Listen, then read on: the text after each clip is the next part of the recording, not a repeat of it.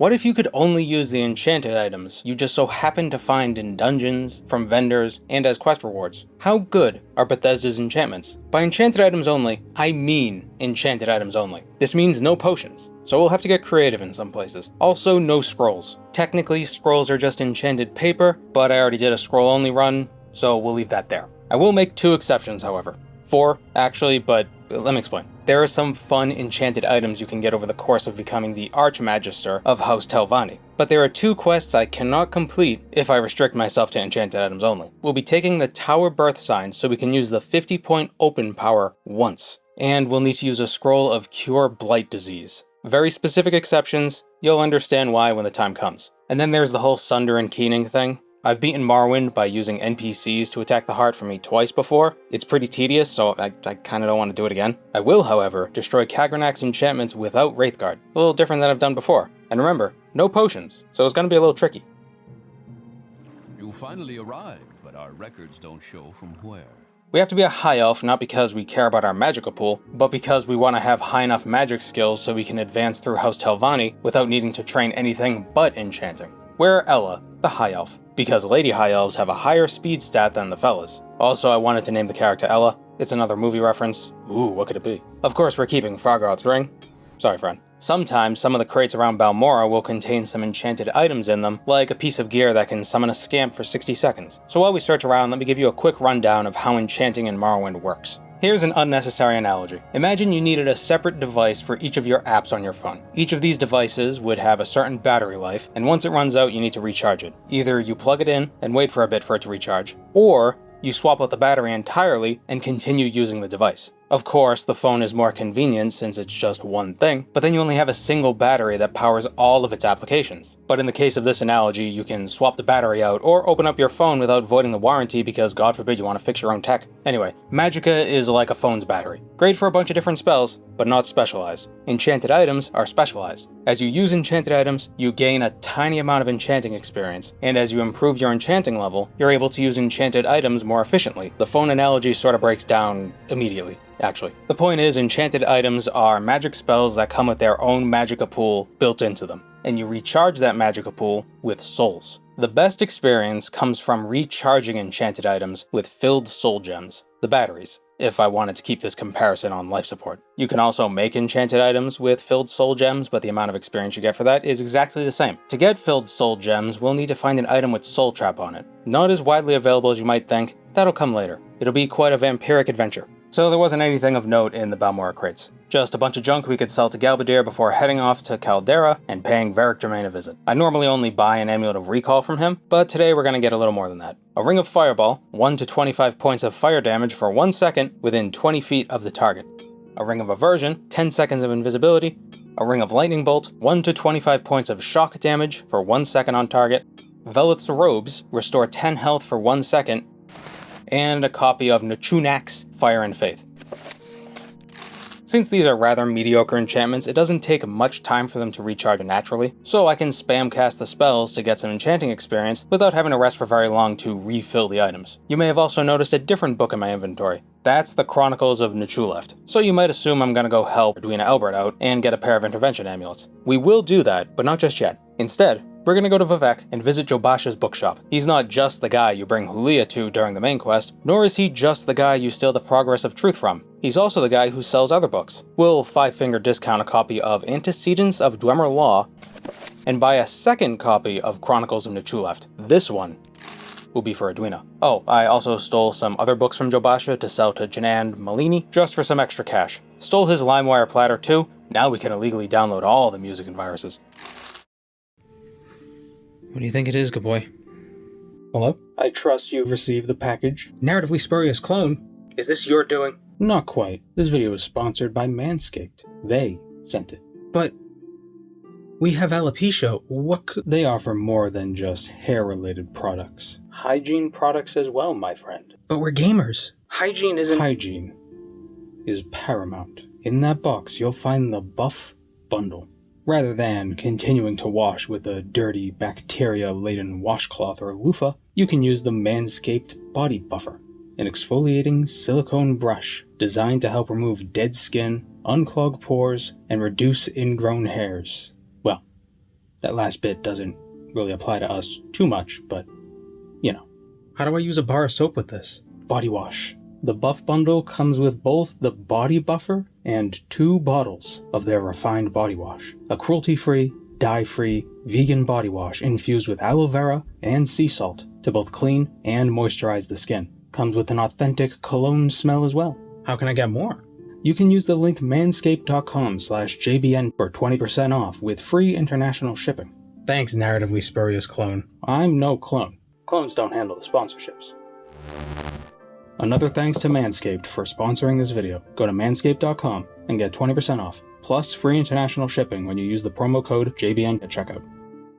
It begins in Sadrith Mora, in the Telvanni Council Hall, where all the councilors' mouths are hanging out. In the context of the Telvanni, you'd be forgiven for thinking it's the councilors' actual mouths using magic or whatever to transport their faces somewhere. It's actually just a bunch of elves. They're like secretaries to their patrons. We can get some starter chores from them. Some are simple, like fetching alchemical ingredients or delivering a message. What we're interested in doing right now is Gothrin's mouth's first task. Going to Nissus and asking Balladus Demnivani 3 questions. One about the disappearance of the dwarves, one about Dwemer artifacts, and one about the Dwemer language. The answers don't matter, we just need to ask him the questions. And here's where the first exception comes into play. Balladus is behind a level 50 locked door, and there's no hidden key anywhere in the tower, as far as I'm aware. This is why I took the tower birth sign. Once per day, we can unlock any lock up to level 50. The astute among you might have noticed there does exist a ring called Ondusi's Key, a pre-enchanted item with 50 points of unlock on it. It'd be perfect for this. It's actually a quest reward from a quest that we get from Balladus Demnivani. Effectively, the 50-point unlock ring is behind a 50-point locked door. Ironic. We ask him the 3 questions. What happened to the dwarves? Who knows? What about the artifacts? Go to Dwemer ruins, dummy. How's about the Dwemer language? I don't know it. He too can give us some chores. He wants 3 books. Antecedents of Dwemer Law, Chronicles of Nuchuleft, and Nuchunak's Fire and Faith. Like any good Telvanni, I came prepared, and he rewards us with several enchanted items. Ondusi's Key, first of all, a second barrier belt, which is hard to understand if you haven't seen the first, and a pair of boots that fortifies acrobatics and acrobatics by 3 points each. I guess each shoe is enchanted separately. And finally, an amulet of admonition. 1 to 2 points of frost damage for 30 seconds, and paralyze for 30 seconds. Frost ain't the best damage type around, but 30 seconds of paralysis is nothing to discount. Now we can help Edwina. See, we needed Ondusi's Key first to steal the Chimera Vermidium from Sirlanwi. We could have tried swiping her key instead of picking the lock on the chest, but we're gonna become Archmagister anyway, so why not help out Balladus? Killing the scamp is the only difficult part of Edwina's first chunk of duties, and it was a breeze with the Amulet of Admonition. Enemies tend to resist paralysis spells, so it takes a couple casts for it to actually work, but once it does, they're already dead. Just gotta be careful not to spam the spell. If you cast paralysis on a paralyzed target and they resist the second cast, it breaks them free of the first paralysis. Basically, the second paralysis tries to overwrite the first one, but then they resist it, so it gets overwritten and then resisted, so then it breaks them free. You may think Sirlanwi is just a hapless victim in Edwina Elbert's campaign of thievery, but she'll actually become a critical asset later in this run. As such, I'll return the Chimera Vermidium to her directly. Let her know what I'm capable of. One last thing before getting back to doing my chores for the Telvanni, an Amulet of Mark. These are my staples for every Morrowind run. So many amulets. Obsidian Divine Intervention from Edwina, Recall from Varric Germain, and Mark from Galtus Sarethi's corpse. I just gotta get to his corpse first, and then turn his non-corpse body into a corpse. But surely that goes without saying. Sarethi, that name sounds familiar, doesn't it? Of course you've heard that name before. Everyone remembers the names of all these characters. It's not just me since I have to say them all the time. Well, don't be confused. Galtus Sarethi is not related to Aethan Sarethi, the Redoran Counselor. Their family names are spelled differently. Galtus Serethi, as opposed to Sarethi. Can't believe you didn't notice. Casual. Can you feel it? Does the darkness fill your vision from the fringes? Or does it come all at once, and there's nothing you can do? Right now, the biggest issue I'm running into is battery life. Let's just drop that analogy. As powerful as the enchanted items can be, if I miss some casts or get low rolls on the damage, I'm liable to run out of casts before the enemy is dead. You might expect the fireball ring to be really strong, but a lot of enemies in this game are Dunmer and they resist fire damage by 75%. I'll have to fight my impatience and let the Amulet of Admonition do its job. 1 to 2 points per second, but it does add up.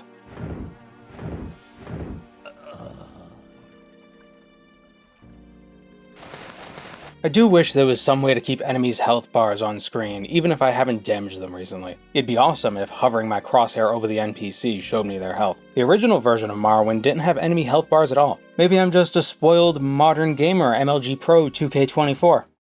Nelith's Mouth wanted us to get 5 helpings of slowed soap and gave us 500 gold to cover the expenses. Anna Seleth sells slowed soap, and her shop isn't that far from the council hall, so I'm guessing efficiency isn't a priority among the Telvanni. I mean, Nelith lives in Tel Naga, which is literally above Annis's shop. He could just pop in, and he is old and has trouble moving about. Alright, fine. I guess that's a reasonable reason. It's not just the Telvanni being Telvanni. I'd say it's kinda sweet that Arara wants to help put Master Nelith in a better mood, but I'm not sure it's as altruistic as it seems. Everything about the Telvanni is transactional. I mean, I guess you could argue that altruism is transactional in nature. We help each other without expecting a reward, and that improves society a bit because somebody might help me in the future without expecting a reward. So if I help you, I'm improving society, which means I'm benefiting, so the altruism isn't really altruism because I'm still benefiting from it. But that's just... Shut up. Just stop overanalyzing. Just help people. Oh, what? No reward? Just more chores? Get Nelith a Staff of Silver Dawn. We'll get around to that eventually. Maybe. We can already rank up quite a bit, actually. Retainer, Oathman, Lawman, but not Mouth. We need a patron first. Once we find a patron, only then can we advance to the rank of Mouth. Before we leave, we'll give Raven O'Main 5 pieces of muck. Just another one of those simple DoorDash-esque chores the Mouths wanted me to do. Our next chore for us is fetching a ring Mistress Dratha has had an interest in, the Black Jinx. But, like most chores, we'll throw this on the back burner for now. The dishes can sit in the sink for another day. Actually, we couldn't even do some of these tasks even if we wanted to. For instance, one task is to deliver a message to Dvaithfir. How are we going to climb his tower without some way of levitating? Sure, we were given some Rising Force potions, but those aren't enchanted items. What do we do? Well, there's a quest we can do that awards an Amulet of Levitation, and we can pick that quest up in Aryan's Tower Tel Voss. And therein lies another problem. The Telvanni don't believe in stairs, so how do we get up there without levitating? Thankfully, Aryan built his tower above and around an Imperial fort. I'm sure there's some symbolism there, but that's outside the scope of this video. Aryan represents change in the Telvanni, and the Imperial system represents... One of the Imperial towers aligns with the platform leading into Aryan's mushroom in such a way that it's possible to just barely jump over. I just gotta remember which tower it is. Oh, look at that! The tower has archer slits like a real medieval... Oh, Scamp. What are you doing here?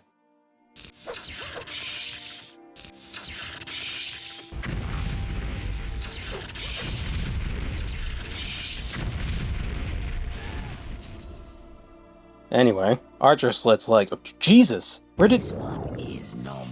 20 feet of fireball. Magic goes through floors. I guess you should expect magic to be a little bit funky. At least he's a Telvanni, so I won't get bounty for killing him.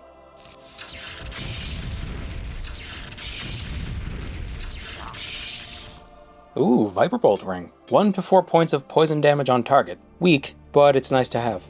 Archer slits, like a real medieval fort, if my understanding is correct. Archers within the fort can shoot arrows through the slits quite easily, but archers on the ground have basically no chance of being that accurate that they could get their arrows through the slit and hit the archer. In my Bloodmoon from level 1 video, I questioned why the stairs in these forts rotated to the left. I was under the impression that they went the other way to give the people above, the defenders, an advantage. Turns out, that's a myth. So maybe this archer thing is a myth? It sounds reasonable, like the twisty stair thing, but just because it sounds reasonable doesn't mean it is. See, if the attackers are already storming the towers, you're already screwed to begin with. I should make an errata video at the end of the year. Compile all my mistakes and correct them in one video. We can jump from here. With full fatigue, I should just make it... Oh, that was close. So in Aryan's chamber is Turatus Telanian, and he's got a quest for us. Master Aryan would like to foster a trade relationship with the nearby Zainab Ashlanders, but he doesn't know what they have need of. We can go to the camp and ask them, but all they tell us is they're self-sufficient and don't need anything Outlanders have to offer. Big buildings, heavy furniture? Pff, they don't need it. But if we talk to one of the women in the camp and raise their disposition just a little bit, they'll tell us that some of their hunters will contract common and blight diseases while away from camp on a campaign. And even though the wise women know the spells to cure them, they're too far out to return. Not promptly, at least. What would be best for them would be some bottled magic they could take with them on their hunts. Cure disease potions. With that info in hand, we return to Teretus, and he thanks us with an amulet of levitating. It's not fast levitation, only 10 points for 30 seconds, but it's the only option we got right now. And since we're here, we'll have a little chat with Aryan. He's got some chores for us. He wants Balladus Demnavani to join the council because he believes together the two will be able to wrest control of the house from Gothran and Nelith. Out with the old guard, in with the new. If we manage to convince Balladus, Aryan will sponsor us and promote us to the rank of Mouth. Oh yeah, Tharana's Mouth wanted me to deliver a dress to her patron. She's a bit unhinged, so we'll have to be careful. It might be cursed, so she wants me to try it on. Alright, you're the counselor. There is no escape! Uh-oh, I'm getting out of here! Since we already helped out Balladus, and we're a ranking member of House Telvanni, our disposition with him is 97 out of 100. So all it takes to get him to join the council is asking him nicely. Or rudely. I don't know, manners probably offend Telvanni wizards, they're weird. As is Telvanni custom, when a wizard promotes a lawman to Mouth and takes him in as a protege, the wizard gifts them a staff of peace. A silver staff of peace. Here's where the second exception comes in. This next task Aryan has for us is dealing with the blight that's infested the Mudan Mul egg mine. He wants us to go there and cast a Cure Blight Disease spell on the mine's Kwama Queen. There are no enchanted items with this effect, unfortunately, and making an enchanted item with this effect would be absurd. This spell has a base cost of 2,000, which means if we wanted to make an enchanted item with this effect on it, we would need to find an item with an enchanting capacity of 150. A Daedric shield or a Daedric tower shield. That's all. And that's not even factoring in the gold cost. Instead, we can buy a scroll from Hetman Abel Mawia in Nissus for 117 gold. Yeah, I could have gone out of my way to farm the gold. I could have stolen a soul gem from Galbadir. I could have fought my way through vampires to get a Daedric shield. But I would have spent like 2 hours doing that for 30 seconds of content? Nah, that's why I made the exception.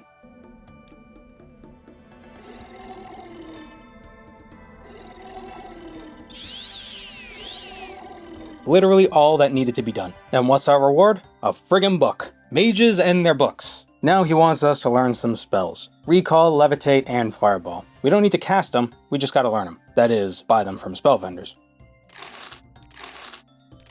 Another book. The Art of War Magic by Zurin Arctus. Can't be all that good at war magic if Tiber Septim still managed to turn him into a battery. Now it's time to play hero. Milan Faram is being attacked by members of House Hlalu. Aryan wants us to head down to Azura's coast and fight our way into Odir Nuran and provide Faram with flanking support. Those Hlalu dogs won't know what hit them. We got ghosts and skeletons on the ground floor, probably summoned by Milan Faram himself, but you have to wonder why the Hlalu attackers didn't deal with them already. Ah, I see. Perhaps the remaining contingent simply fled as soon as one of them fell. Two are already dead. Faram sure put up a fight. Oh wow, look at that dagger. 50 points of levitate for 30 seconds. I was completely unaware of this. That Zainab quest was pointless. Damn. Ah, he summoned a Dremora. Well, I'm running low on enchantment charges and... Right, reflect. I fear that's gonna become a bigger issue later. Let's just avoid it for now. It's good to see Milan alive and well. He wants us to kill Ramasa Othril, the leader of the Hlalu crew invading his home, but he wants us to leave Vidalia Othril to him. He doesn't want her damaged or altered in any way, at least not by us. I cannot glean what his intentions are from the way he phrased that. Let's get away from this maniac and kill some people. This must be Vidalia. Best of luck, ma'am. I was gonna comment on how easy it is to get lost in these large buildings in Vardenfell, but then I remembered I still have dreams about getting lost in school and not knowing where my next class is. Maybe I'm just bad at navigating corridors? Maybe I'm just stupid? Probably both. There are 3 Dunmer in this room, and I assume one of them is the leader. Only 2 chase me out though. Since they're Dunmer, I can't really use my fireball ring too effectively, but I can strike both of them at the same time, so it's not that bad. They seem to be rather weak anyway.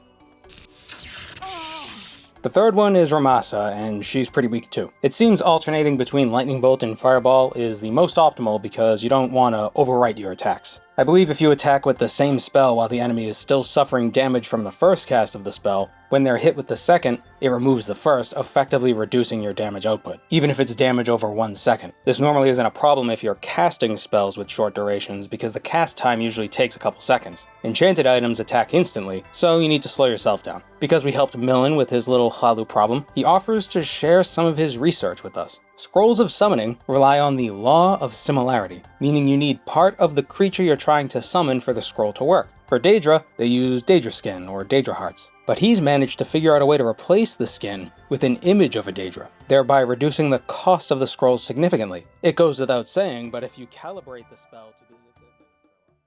Aryan gives us another book, and a Staff of Hunger, which I assumed would summon a hunger, but instead it just casts Soul Trap on strike for 30 seconds. Useless for this run. Now Aryan would like us to deal with the Mages Guild monopoly. Only the Mages Guild is allowed to offer spell and training services to non-members, and the Telvanni would like to see this restriction lifted. They've come to an agreement with House Hlalu, you know, the guys who just sent a group of home invaders to Odirnaran, but they also need House Redoran on board. Ethan Serethi seems to be the most open-minded of the counselors, so Aryan recommends we seek him out first. I'm glad we're going to Aldron, actually. There's an enchanter in the Manor District, Lethervari, who may have some interesting stuff to sell. It's mostly weapons and scrolls, but he's got an amulet called Thunderfall. 1 to 25 points of shock damage for 1 second on touch.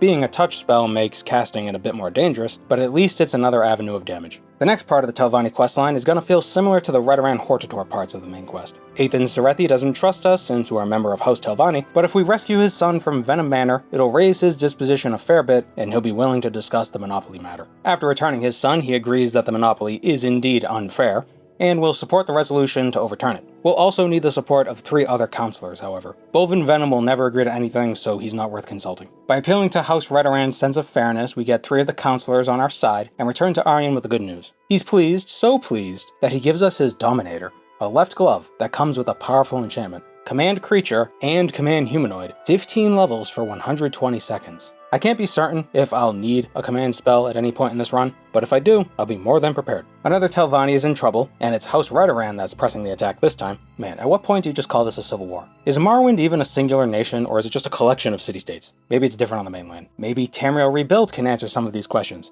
Wednesdays and Fridays at 1 PM EST on Twitch. Favis Andus needs our help. We're off to Shishi. I wonder if Shishi has any linguistic relationship to Mal-Kashishi. I know Molag means fire, which is why some places in Vardenfell have the Molag prefix, like Molag Mar. It literally means fire clay. Molag Bal means fire stone. Why did the Daedric prince use Dunmerry to name himself? Ah, perhaps it's the Dunmerry words for fire and stone that come from Molag Bal instead. It's probably a carryover from Elnofex, actually. Northwest of Margan is the Velothi Tower of Shishi, and as soon as we enter, yep, dead body. We're definitely in the right place. And here's the first Redoran invader. Dunmer, of course, so our fire enchantments are practically useless. But the Amulet of Admonition can do a lot of work. It doesn't hold a lot of charge though, so I want to use it sparingly. Once per enemy seems decent enough. Should've used it twice. Better idea. Paralyze him, then use my on-touch enchantments since I don't risk being attacked. Use the on-target spells when I'm backpedaling. Amulet of Mighty Blows. Fortify strength 5 to 20 points for 30 seconds. Won't help me in combat, but maybe I'll need extra carry weight at some point. Amulets are light anyway, so I'll take it. I didn't find Favis's body anywhere in here, so he either ran away or he's hiding. Aryan told me to interact with the skull on his desk. Ah, the skull turned. That means a thing happened. Everyone knows if you turn a skull, a trapdoor into a panic room opens up downstairs. See? What'd I tell you? I don't think we've been introduced, Outlander. I'm Favis Andus. How can I help you?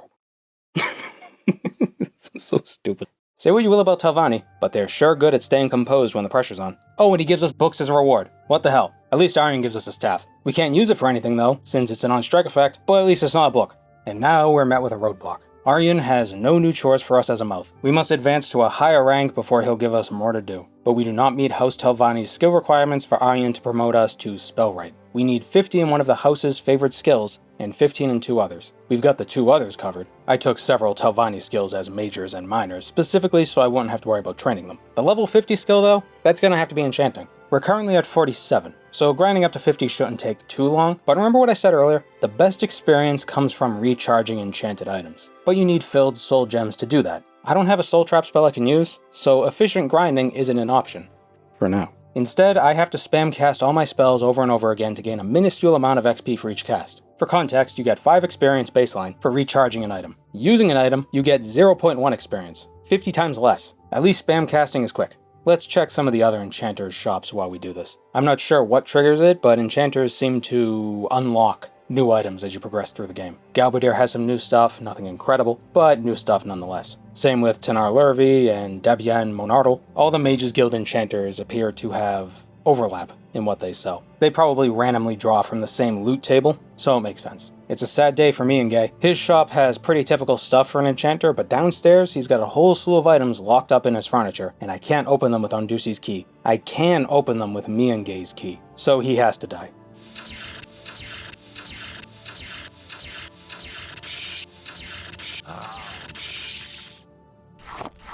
In his chest of drawers, we've got a Ring of the Black Hand. Health and poison damage 5 to 12 points for 1 second on touch. And we've got 5 Fingers of Pain. Fire, Frost, Shock, and health damage 3 to 5 points for 1 second on touch. He's got a ton of stuff in his closet too. Hawkshaw Ring, Detect Key, 10 feet for 10 seconds, might come in handy. Jewelry's light, so we might as well take it. And that's pretty much it. After all that, we've got 50 enchanting and can rank up to Spellwright and get more chores. But he doesn't have any more chores for us.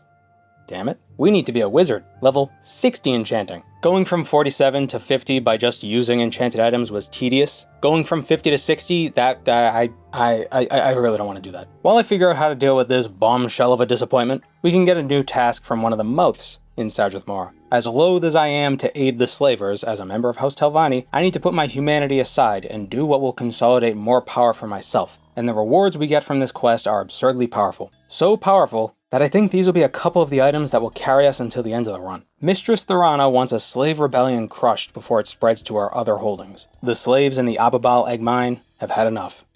Wow, how unreasonable. Slaves hate being slaves. Crazy. There's 2 ways to deal with this rebellion, of course. The first is through diplomacy, by hearing out their grievances. Thorana keeps expecting more and more eggs from the slaves, but the mine isn't able to produce them at the rate she expects, and she's not even eating the eggs. She's just using them to decorate her tower. Personally, I'd have more grievances than that if I were a slave, the whole being a slave thing, but whatever. For the best rewards, they all gotta die. Sorry, Alito. A perfect application for the Fireball Ring. Works great in confined areas like a mine.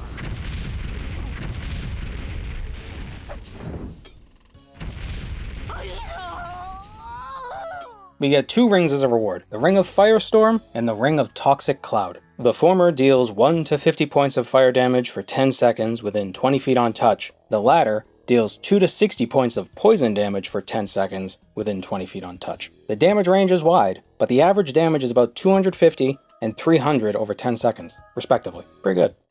I think I know what I want to do now. Recharging items is more XP, 50 times more, but we need a way to cast Soul Trap. There are spells and scrolls, but those are immediately out of the question. The problem is, most of the items in the game with Soul Trap enchantments on them are on strike, not on cast, except for one, the Amulet of Gem Feeding. We get it from Cyril Ennui after doing a couple quests for her, but there's a catch. She'll only offer us this quest if we're a vampire. That's why we're here in Ashmalek, home of the Aunde vampires, the perfect place to put our new Firestorm ring to use. Vampires go up like kindling.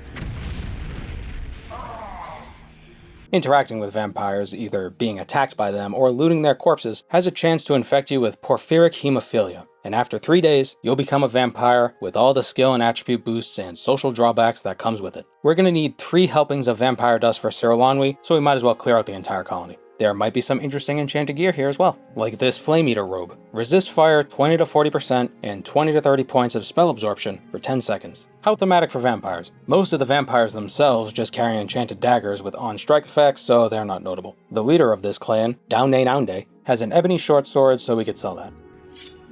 And she's the last vampire in this place, and I haven't been infected. But just the act of opening the loot window has a chance to infect you. I don't know the exact chances, but high elves have a 75% resistance to diseases, so it'll take a bit of attempts to actually contract the disease. Ah, there we go. In 3 days, we can get the quest from Cyril Ennui. We better get to Vivec before we turn, because we won't be able to use the guild guides afterwards. Actually, let's go to Caldera first and get the Boots of Blinding Speed. High Elves have a 50% weakness to magicka, so resisting the blind effect from the boots will be impossible with just enchanted items, but we'll still have the speed boost. While we're a vampire, we have no access to taxi services, so we'll be doing a lot of traveling on foot. Well, not by foot. The Boots of Blinding Speed with my levitation items will make getting around even faster. We'll be like a plane. Pemini, do you mind if I borrow your boots? Get away before you infect all of us.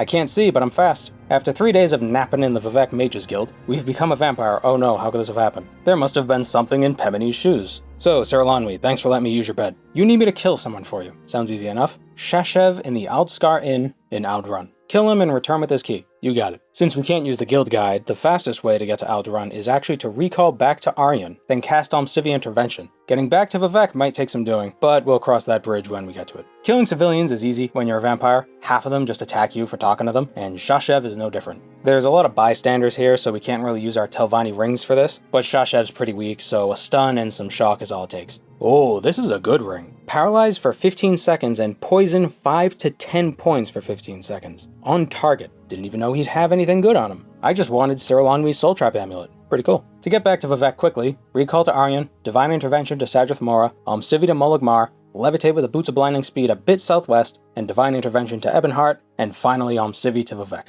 With Shashev dead, Saralanwi next asks for 3 piles of vampire dust, which I've already got on hand, and in exchange for the dust, she awards us with the Amulet of Gem Feeding. Now we have a way to soul trap enemies, but we don't have any soul gems. The best merchant for soul gems is Albert Nurmark in Mournhold, and he does offer services to vampires. The DLCs are unique, but I don't really want to stay a vampire for very long. And I'd also like to have a reusable soul gem, so we're gonna get Azura's Star and cure our vampirism. This might come as a shock to you, but you get Azura's Star by doing Azura's Daedra quest. And, even more shocking, you get the quest by speaking to her at her shrine in southeastern Vardenfell. Sheogorath bet Azura that solitude will inevitably cause madness. Azura believes it allows for solace and meditation, so in all her loving wisdom, she ordered one of her followers to seclude herself in a shack in northern Vardenfell for... let me see here... for 100 years. 100 years is almost up, and Sheogorath doesn't want to lose the bet, so he sent some Daedra to shake things up a bit, and we gotta go there and deal with that. The shack is up near Dagonfell, and getting to Dagonfell is easiest by boat, so we'll want to get to work on curing this vampirism thing real quick so we can actually use the boats. Molag Bal is the progenitor of vampires, so it only makes sense that we'd petition him for a cure. In the Daedric ruins of Bal-Ur, beyond all the random cultists and worshippers and even a lone golden saint, whose gear I will sell.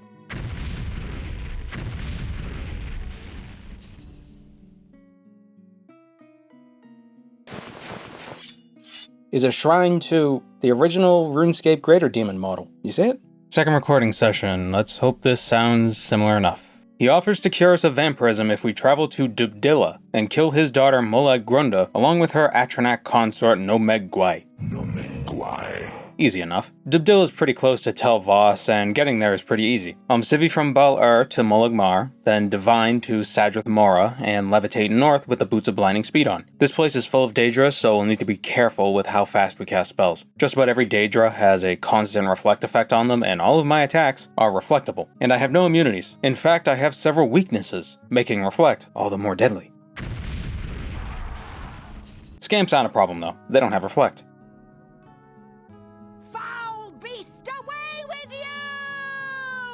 I hate this woman's name. Wow. I'm not gonna read it out loud. You can. Our first hunger. Do they have reflect?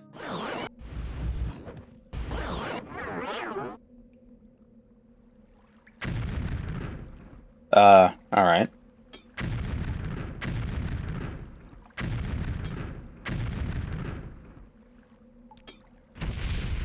What the hell? Does it resist everything?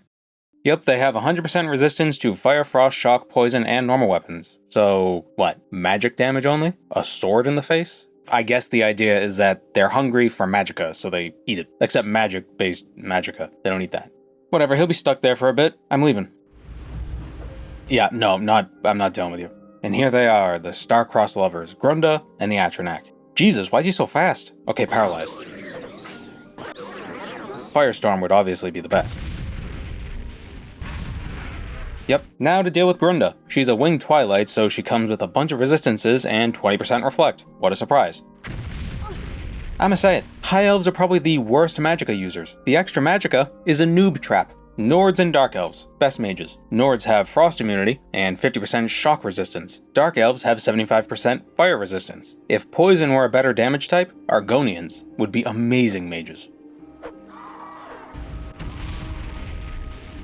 Molag Grunda's dead, and when we return to Molag Bal, he says something interesting. It was not easy for me to obtain the cure, but I was able to pry it from Vermina after some discussion.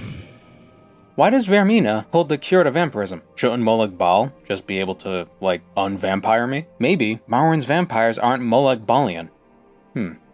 If different Daedra can produce their own vampires, could there be Adric vampires? What does it mean to be a vampire? What is the platonic version of a vampire? Questions to be answered on a different day. We got a golden saint to kill.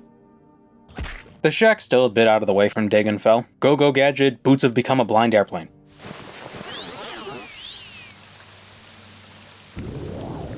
We'll have to be careful. There's a ton of Daedra on this island, but we only need to kill Stada, the Golden Saint. We could try to pull her away from... You know, if I were still a vampire, this wouldn't have happened. Vampires are immune to paralysis.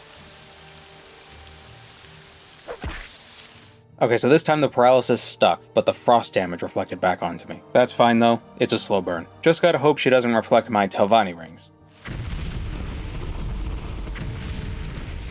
Excellent, now we wait. As proof, we bring Sheogorath's signet ring back to Azura's shrine. Also, we'll take the ebony shield and sword to sell.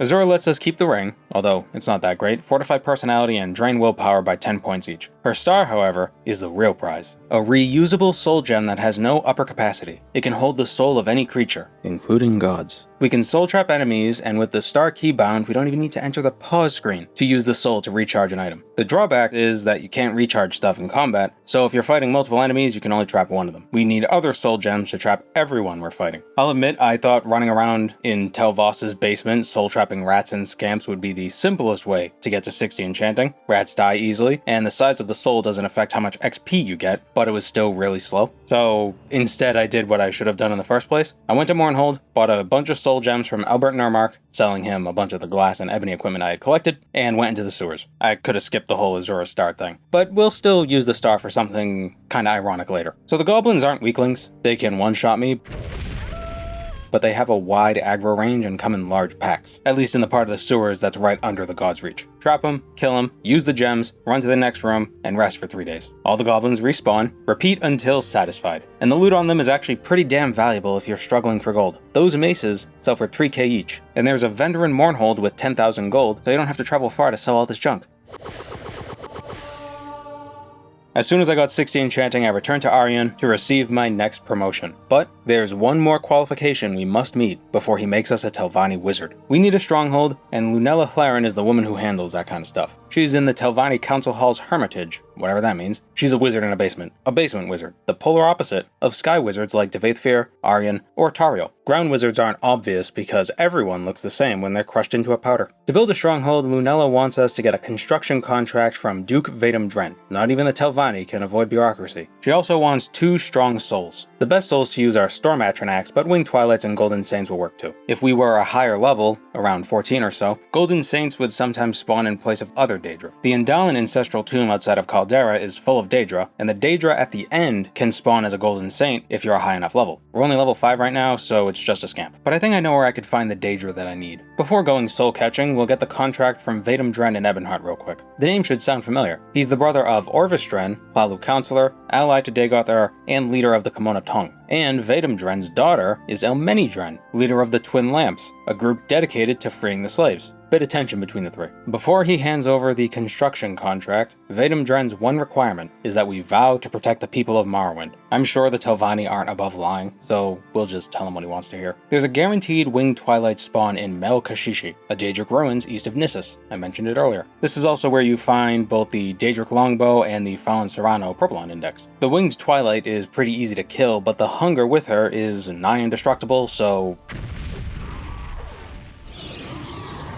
we'll just leave. Another Winged Twilight is in... let me see if I can pronounce this. Adad Shashanamu. Yeah, it's another Daedric shrine. Unsurprisingly, all the humanoid enemies in this place were trivial because they didn't come with an innate reflect effect. The Twilight, however...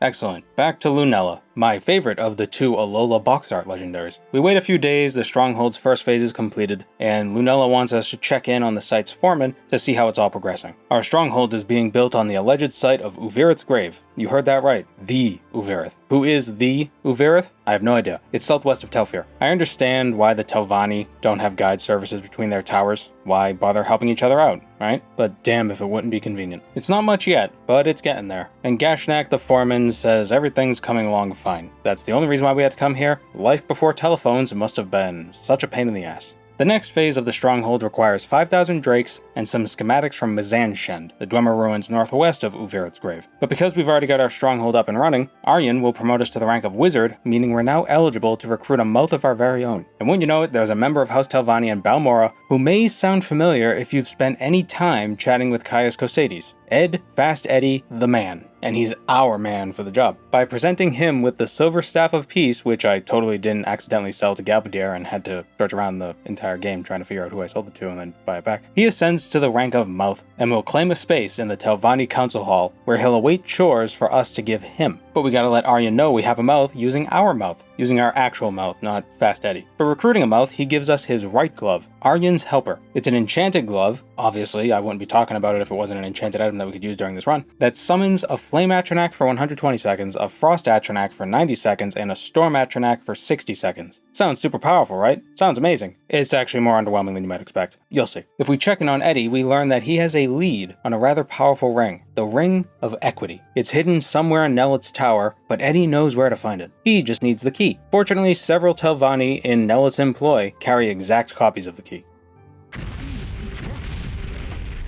I'm on your side. Murder doesn't bother the Telvanni that much, so we can kill this guy and get away with it. And this poor schlub got hit in the crossfire. If you didn't want to get murdered, you shouldn't have been so murderable. We give Eddie the key, and he tells us if he's not back within a week, he's probably dead. What a wonderfully nihilistic outlook.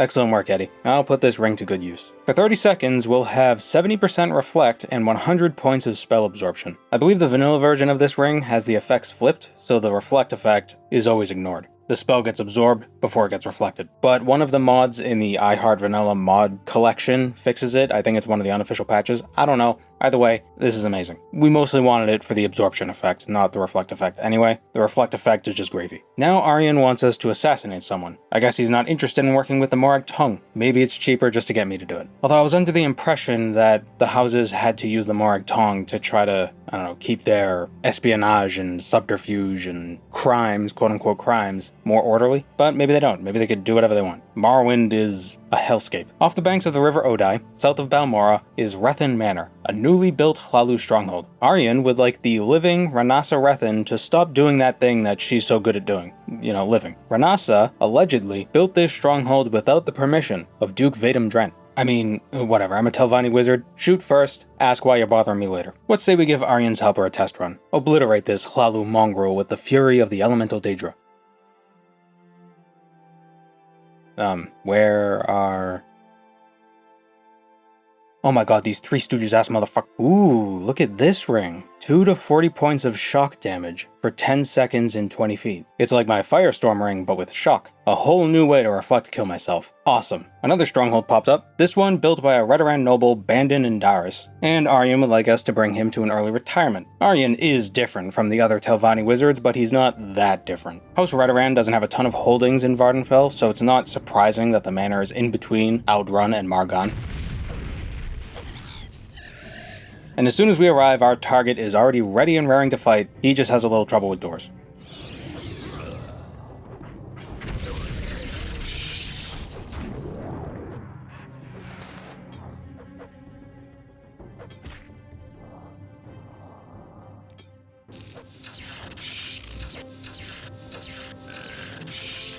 Well, I guess the Atronachs aren't that bad. But remember, their magic attacks have a wide area, and Morrowind has friendly fire. I gotta use the Ring of Equity just so my own summons don't kill me. Now, the only thing preventing us from declaring ourselves master is the state of our stronghold. We gotta find those schematics from Mizanshend for Lunella. But there are a couple chores I want to knock out first because I think we need some more reputation points anyway. It'll be quick. Get the Black Jinx for Mistress Dratha's mouth. A member of the Morag Tong has it, and they're conveniently in Sajith Mora. He'll duel us for it, and then he dies for it. get the Staff of Silver Dawn from Ariel Fiancel for a few hundred gold from Master Nellet's mouth, and get Dwemer Scarab schematics from Nachuleft for Gothrin's mouth. Look, a copy of Chronicles of Nachuleft, here in Nachuleft. The reward for that last quest is Gothrin's Cephalopod Helm, which summons a bound helmet and a Dremora on self for 2 minutes. Dremora may not be as powerful as Atronach, maybe, but they're probably safer to use.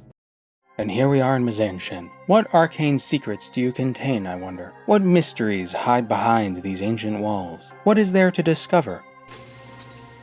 Well, here, Lunella, getting these schematics was quite the adventure. We're ready to become a Telvanni Master, but if we accept the title of Magister, it means we're announcing that we deserve the title of Archmagister. There can only be one Archmagister, so this would be an open challenge to Gothrin himself. We've killed him before, in different Kalpas, I guess, different playthroughs, so there's nothing to worry about. We're gonna topple his rule. What I find odd is the rank of Master requires I have level 70 in one of House Telvanni's favorite skills. In the case of this run, that would be Enchanting, but I don't have 70 Enchanting. And this isn't like the conundrum I faced during my poison-only run with the Mages Guild. I didn't train alchemy during this run, and also Telvanni don't care about alchemy anyway, so what gives? Why am I able to rank up here? Gothrin could be tricky, but we're gonna get a lot of mileage out of the Ring of Equity. My biggest concern are the NPCs downstairs. One has a bow, so he could just pick me off at any moment. The other uses magic, but my ring nullifies that. It's the archer that's the problem. It's always the archer that's the problem. My plan is to use the ring to avoid dying to Gothrin's initial fireball, and maybe reflect some damage back onto him. He'll either do a lot of damage to the Dremora, or they'll reflect some damage back to him. When I run out, I can summon my squad of Atronachs, who can summon up their own Three Stooges energy and block the hallway, keeping everyone stuck in that room. And while they're dealing with that, I can kill the NPCs.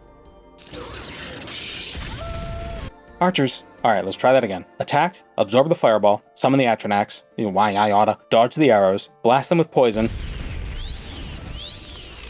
The Atronach chucks some magic at them too, and they're dead. Great. Gothrin's still stuck in the hallway dealing with the other Atronachs, so I'll summon my Dremora and replenish my crew of elemental golems. My Ring of Equity is out of charge, so Gothrin could paralyze me if he gets too close, so I need to stay out of his range. A little bit of poison. And that's all she wrote. Gothrin's dead, and when we return to Aryan, he officially recognizes us as Archmagister of House Telvanni. Awesome. Let's go kill Dagoth.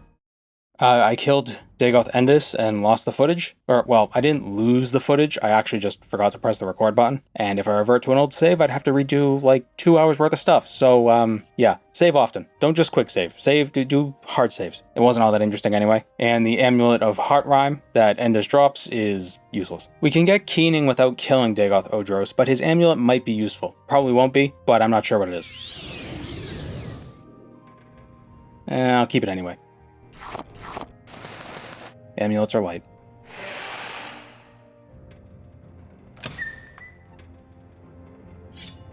Dagoth Tribunal, like the other Ash Vampires, doesn't have an innate reflect effect, so he's pretty easy to kill. My 3 rings, Fire, Storm, Lightning Storm, and Poison Cloud, typically do enough damage to kill any enemy within the 10 seconds they have the dot, assuming they don't resist anything or reflect any of the damage and kill me in the process. The Amulet of Heart Thrum might be useful too. Amulets don't weigh a lot. How many times can I say that?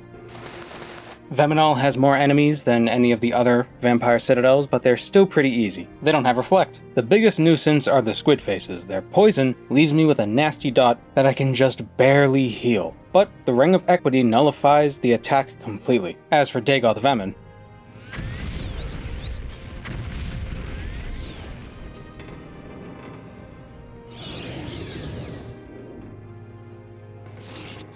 the Amulet of Heart Heal. Fortify strength 10 to 20 points for 30 seconds. Could be handy if it stacks with the Amulet of Mighty Blows. Probably doesn't, but who knows. So if you're paying attention, and if you're watching this long, you probably have, well, half of you are probably asleep, because I don't have Wraithguard. I did get the books Yegrim Bagarn would ask for if I killed Vivek and brought him the strange Burma device, but I have no way of fortifying my health high enough to survive wearing the jury-rigged version of Wraithguard. Remember, I said no potions. So how am I going to do this? Well, I could bring some NPCs up the mountain and have them destroy the heart, sell Sundering Keening to some merchants, make the merchants mad at me, cast Command Creature on the heart, get them to attack the heart, and then Sundering Keening do their job. Or I could bring a guild guide to the chamber, teleport the heart to Balmora, or something like that, and have the merchants destroy the heart there. But I don't want to do that this time. It's a little tedious. But I do still want to kinda, not cheese the game, but beat it in a way that wasn't really expected. Without Wraithguard, equipping Sunder or Keening causes you to take mortal damage between 50 and 125 points of health. but if you unequip the weapon fast enough, you won't take the damage. However, it seems that the damage occurs after a set amount of time the weapon's been equipped in total. For instance, let's say the game is programmed to deal the damage from Sunder and Keening after 1 second.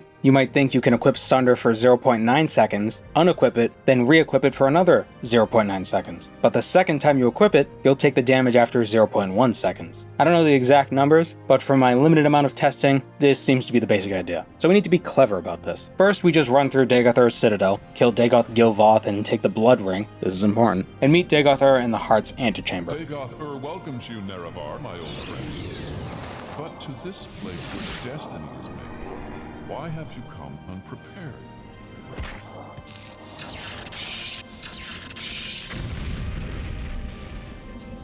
He's a pushover because he doesn't have any reflect spells. We'll take the Heart Ring too because it's light and it's powerful. What a fool you are. To make this easier for us, we'll lure Dagoth off the bridge so he's not lobbing fireballs at us while we deal with the heart. There's going to be a lot of RNG here. The first thing we need to do is equip Sunder and strike the heart once, hopefully not missing. If we miss, we've wasted time on that internal clock.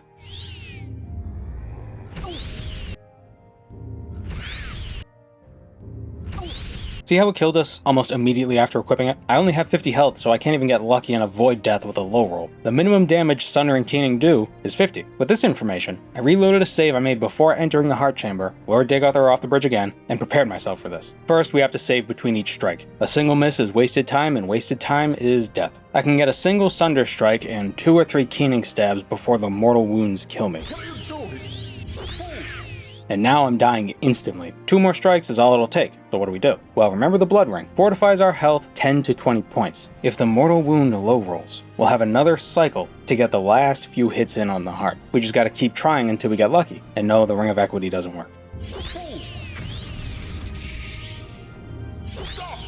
Yes! There we go. Survive the mortal wound. Now, we need to heal up and...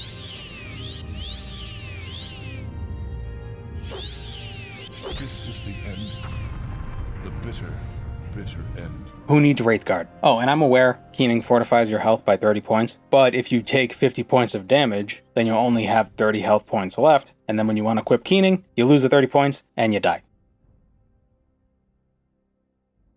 You no longer bear the burden of prophecy. Yeah, Zara, prophecy. I got Almalexia to deal with. Tribunal. You might think this will be tough, but I think we can blitz through this story pretty quickly. If you want to know more about the story, watch my Tribunal at level 1 video, linked in the cards. The first thing we have to do in Mournhold is take out the 2 Goblin War Chiefs and their Altmer trainers. They're deep in the sewers. Killing goblins wasn't a big problem earlier, so it shouldn't be too tough now. I will buy a bunch of soul gems before heading down though. The higher your enchanting level, the less charge you consume when using enchanted items, so even though we don't need to level enchanting for any quests, it'd be nice to have a higher level anyway. In fact, if you fortify your enchanting to 110, you only use 1 point of charge per cast. The equation is super simple. Base cost times 1.1 minus your enchanting level divided by 100. 110 enchanting brings it down to 0, but the game defaults any charge cost to be at least 1. Paralyze them, blast them with AoE. Sometimes they resist paralysis, but they never reflect it. The same is true for the War Chiefs. And their trainers.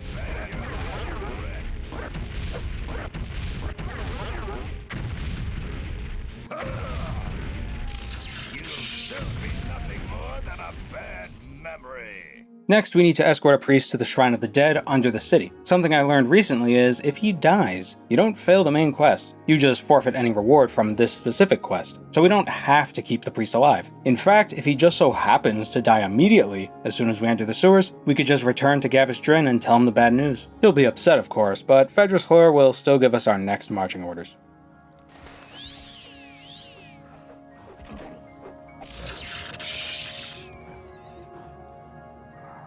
Oh no, Ervil, you are so young and important to me. Don't know what to tell you, man. Back into the sewers we go. This time to get the mazed band of Barrelzar from the Lich of the same name. Ain't it convenient that he's got the same name as his ring? Like they were meant for each other. With the Ring of Equity, their shock spells can't touch me, and since they don't have Reflect, I don't have to be careful with spell spam. Barrelzar isn't paralyzable, unfortunately, but because I have a 100-point spell absorption buff, he doesn't bother using his magic at all. I just gotta dodge his weapon swings, and that's an easy task since he's pretty slow. We returned the band to Amalexia, and after waiting a day, just long enough for her to do something sneaky perhaps, the city comes under attack by a bunch of mechanical fabricants. Fedrus told me to go help the guards, but I don't want to accidentally attack anyone with my AoE effects, so I'll just throw around a few soul traps and wait for the guards to square it all away. The attack has the city folk all in a tizzy, and there's an end times cult that's already jumped to killing themselves. It's been one afternoon and, you know, if I lived in Tamriel, constantly surrounded by world-ending events, I'd probably take a long walk off a short pier too. Anyway, as a show of power, Amalexia wants us to go into Bamzam Shen, the Dwemer ruins that the fabricants had escaped from, and activate the weather machine down there. How does she know about the weather machine? Was she already down there? How intriguing. What could that mean? She wants us to cause ash storms to show off her power that she doesn't have. The Dwemer constructs down here are pretty strong, so I'm just gonna avoid them. I'll let my Daedra distract while I run away. To expedite these quests, we won't only activate the weather machine while we're down here. We'll also grab the key from Radix Forge, place a mark here for later, open the level 100 locked door, loot the Dwemer satchel packs, blow up the first pile of debris, continue down the halls to the weather machine, place the Dwemer coherer, fiddle with the levers like I know what I'm doing, then blow up the second pile of debris, and enter because we want to get the Pyro Altar while we're down here. It's a room full of Daedra, so it's going to be nothing but reflects. Normally I'd try killing everything in here, but I can't deal with every other spell being reflected and killing me. It's annoying. Our best bet is to try attacking Cash T Drawer from a distance, and aggro as few enemies as possible. Alright, so we pulled one other Dremor with him. That's fine, we'll paralyze him, and of course he reflected the first Frost Dot. Not a big deal. It's survivable. Now we just gotta get lucky and not have our storm spells bounce back on us.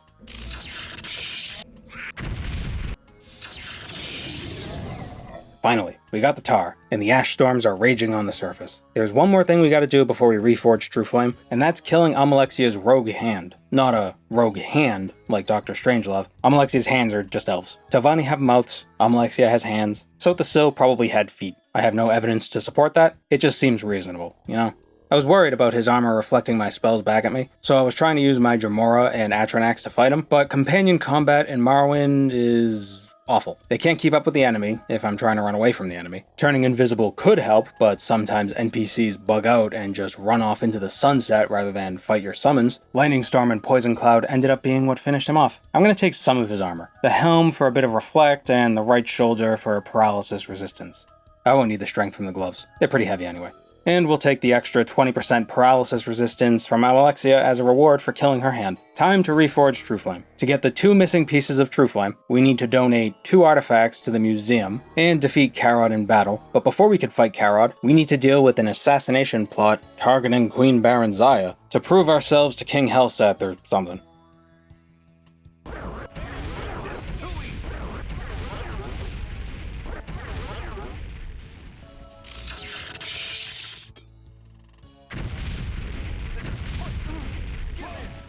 Magic is awesome in Morrowind, except for when it's not. Karod's a surprisingly tough fight. He has a ton of health, which normally isn't a problem since my Storm Rings do a ton of damage, but there's 2 problems. Red guards resist poison by 75%, and I'm pretty sure this room is too small for me to safely hit him, and him alone, with a 20-foot wide fireball. Instead, we'll summon Daedra and hide in the corner. The Atranax spells are only 10 feet wide. Excellent. Helseth gives us the Dagger of Simicus, the first artifact we'll be donating, and Karod gives us his shitty sword, a piece of True Flame. The second artifact will require us to return to Vardenfell. At first I figured we could grab the Vampiric Ring from Aldredania and take a sip from the Bitter Cup at the same time. Then I remembered the Vampiric Ring is actually really strong. Absorb health and fatigue 20 to 30 points for 10 seconds. And since they're absorb spells, if they get reflected, I won't die. I absorb my own health. Oh no. I should have gotten this thing earlier. Kill the Bone Lord, grab the key, open the door. Why is everything already dead? I mean deader? Huh, oh, did my spells hit them through the floor? Cool. Magic is weird.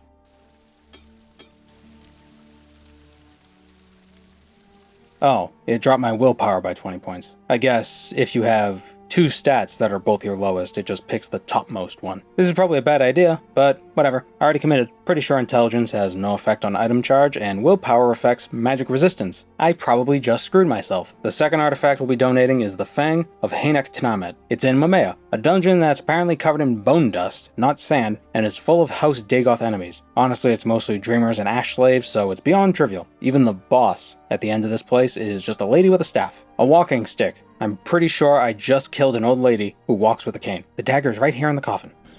I could have donated the Boots of Blinding Speed along with the Dagger of Simicus, but I'm going to need the boots later. With all 3 pieces of the blade, we have Yagak Reforged True Flame, and then head into Bamzam Shen to have the Spectre of Radix Stungendums infuse it with fire. He just needs the Pyro Tar we just so happen to procure, like we've done this before. With True Flame, a sword that can kill a god, Almalexia asks if we do her one last solid and kill Sothasil for her. Yeah, why not?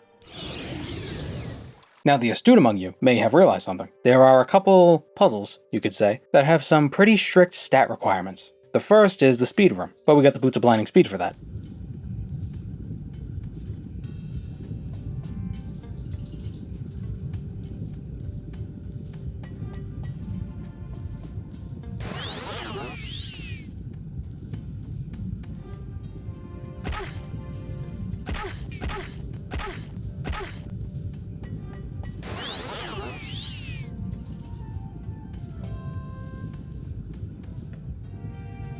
The only thing more scary than a giant spinning death wheel coming up behind you is a giant spinning death wheel coming up behind you while you're blind. The second puzzle that's going to be an issue is the strength room. You need 100 strength to push this plunger down and extend the bridge. We have 50 strength. The scorpion-looking fabricants drop elixirs that boost your strength by 10 points for 10 seconds. But those are potions. If you remember, I do have 2 amulets that fortify strength. The Amulet of Mighty Blows and the Heart Heal Amulet. 10 to 20 points of strength each, and they stack. But that only gets me to 90. What do we do? No recall or intervention can work in this place. There is no escape, and I'm pretty sure my last save was from hours ago.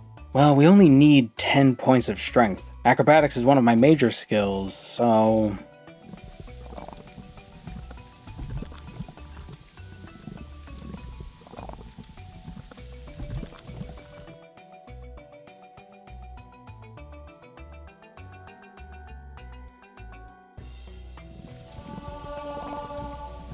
Took about 20 minutes, but I grinded to 90 acrobatics. Level 12 with 62 strength. Now we can push that plunger. You know, I've done a lot of stupid stuff for these videos, but I think that was the dumbest. I could have console commanded myself out of here and pretended like nothing happened, and grabbed the Fist of Randagulf, then had Almalexia teleport me to the Clockwork City, quote unquote, for the first time. Or I could have just said screw it and drank those elixirs. At least 90 acrobatics is fun.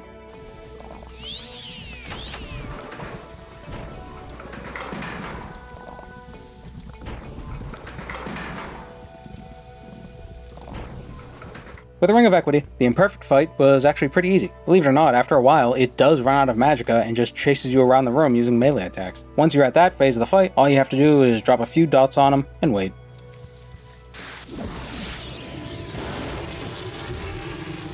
Now, Almalexia. I have no idea how this will go. The Ring of Equity should absorb her magic completely, but if she has enough magicka to continue casting spells once my absorption buff wears off, then I'm screwed.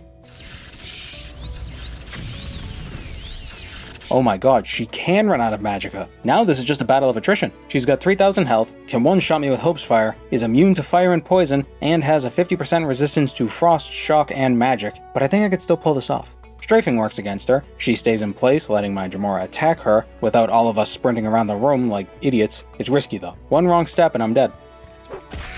I'm doing this because most of my items are out of charge. I could leave the room, wait for a few days, and have charge back, but then she'll have magicka back probably, and that just feels cheesy.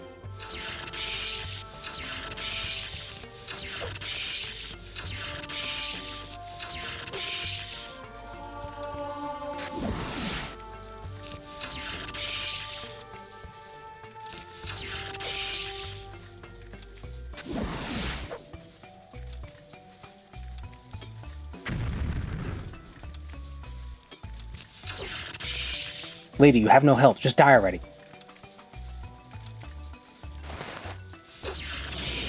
Yes!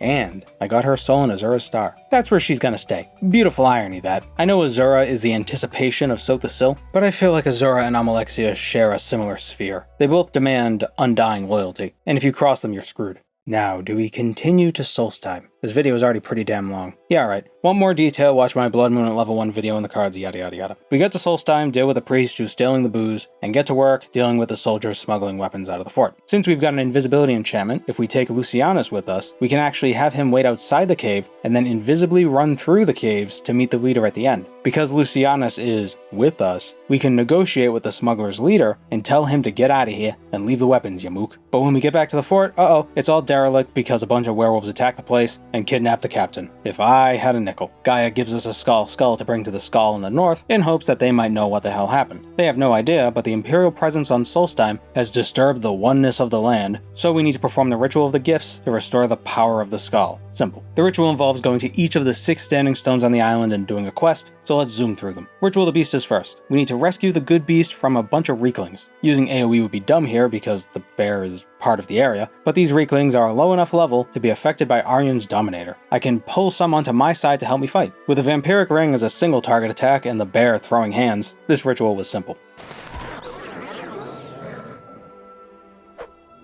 Ritual of the Winds comes next. We gotta open up the Greedy Man's sack in Glenshul's tomb. It's a Nordic tomb, so it's full of Draugr, but unlike other magical enemies, Draugr don't come with Reflect. They're immune to frost, shock, poison, and paralysis, but their attacks aren't so strong that they kill me in a single hit. Getting through the tomb took a few tries, but that's only because there were just so many Draugr in here, and they're super fast, so they're hard to dodge. The Ritual of the Water is probably the easiest. Swim out to sea and enter this cave, swim through the flooded cave, healing yourself as you drown, then grab the Water of Life. Easy. The Ritual of the Earth has you running through another Nordic tomb filled with Draugr, but this one has fewer Draugr than Glenshul's tomb, and there's more space to maneuver. Ooh, a new ring. Not incredibly powerful, but it's good to have a little extra firepower. At the end of the dungeon are some farting stalagmites and stalactites that we need to make fart in the right order. Middle, right, then left, right, middle, left. For the Ritual of the Trees, we need to get a bag of seeds from a nearby Reekling who has a bunch of Spriggans protecting him. He who has the seeds controls the trees, so if we kill the Reekling and take the seeds, the Spriggans will stop attacking, but that's no fun.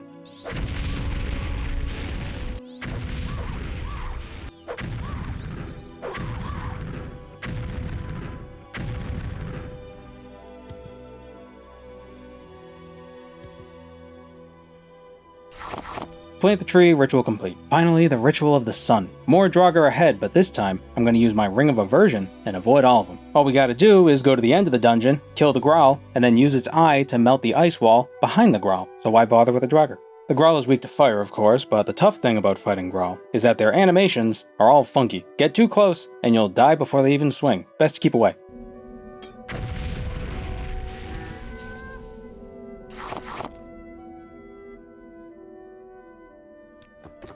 With the Ritual of the Gifts completed, Tharstan now wants us to solve a crime. Rigmor Halfhand tried to frame Engar Icemane of theft by placing his own wolf pelts in Icemane's home, all so that Icemane would be exiled. But if found guilty, Icemane was determined to go the way of the wolf. That is, getting eaten by a bunch of friggin' wolves. Rigmor was only doing this because he had a thing for Risi Icemane, Engar's wife. By finding a note from Rigmor in Risi's home, under her pillow, we have all the evidence we need, and Rigmor confesses to the crime. We'll choose to exile him not out of pity, not out of mercy, but because waiting on the wolves to eat him takes too long. As if we haven't done enough for the skull already, they now want us to investigate why the lake is on fire. In the caves below the lake, there's a Draugr Lord Islip, and guess what's down there with him? That's right, bubblegum and ice cream. We'll use our Ring of Aversion to avoid all the ice cream. When we find Islip, we have a choice to make. Either aid him in destroying the Daedra that he's been holding at bay all these years, or just kill him and take his ring because I really have no interest in fighting a bunch of spell-reflecting frost atronachs. Sorry, Islip, your sad tale of self-sacrifice is no match for my impatience.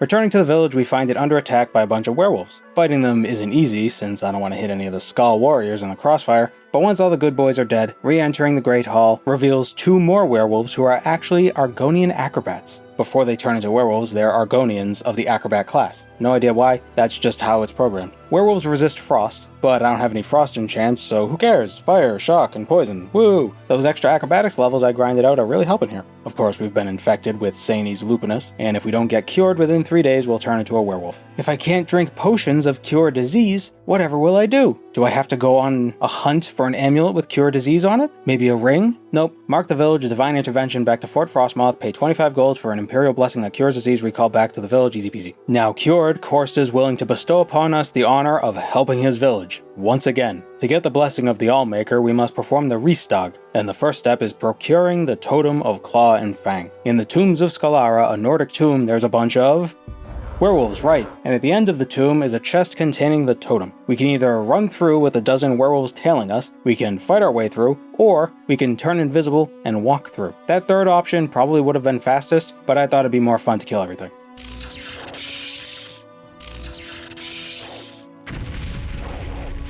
It's so liberating not having to worry about reflect. You know, if the lock on this chest were anything over level 51, this run would end right here. But it's only 30, so hooray! Totem in hand, like a pervert, Korst now sends us to meet with Rolf in order to hunt the spirit bear. He's there with 2 other hunters.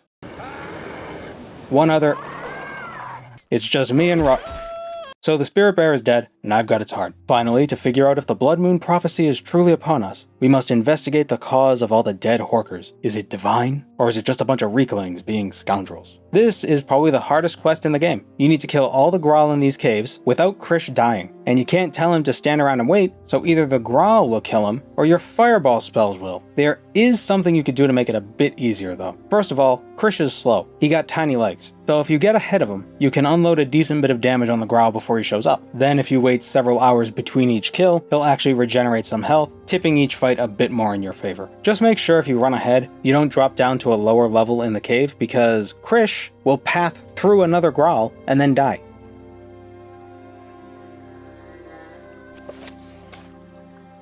After we finally manage to escort Krish through the caves, we emerge in Castle Karstag and kill a bunch of Reeklings because they're there. Dolk confirms that they are not responsible for the deaths of the Horkers, meaning that the Bloodmoon prophecy is indeed underway. The next time we sweep, we're abducted by the wolves. Ooh woo indeed. The next time we sleep, we're abducted by the wolves. No. The last part of our journey is the werewolf gauntlet, but we're not a werewolf this time, so we actually need to get the keys. We'll kill Carius outright because it's faster. Oh, I thought he had the key. Oops. We'll run through the maze, ignoring the werewolves because it's faster, and we'll loot the key. I probably could fight these guys, actually. Wow, that was like 6 werewolves. And that's why so many enemies come with Reflect. Tharston's here, but he's a wolf. Tharston's dead, and he had the key. Even though werewolves don't need the key to pass through the portals. Why did he have it? Because he didn't want me to have it. How devious. The Frost Giant Karstag. He has 1500 health, 50% Reflect, and 50% resistance to Magicka. This is gonna take a minute.